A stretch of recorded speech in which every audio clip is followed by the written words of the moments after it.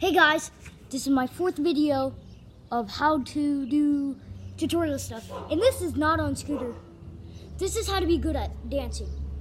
So this is what the little shuffle that I call to, like I do that. So like, you just go like this with your feet. So you kick your foot up, swish it over. This is the first step. Just keep on going like that. Get used to that for 2 minutes. Record yourself on a timer. And then go. Don't like turn your full body around. Or don't go. Or you'll go like this. Like that. Just go. So as this foot turns to a sat foot, then bend down a little bit and go back up. And then do that, like that.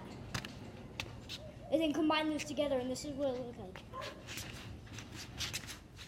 And do it, keep on doing it and practicing and doing it faster and faster like this.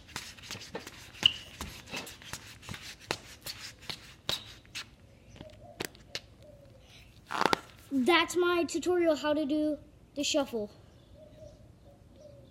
Subscribe and turn on post notifications and like the video and subscribe. Bye!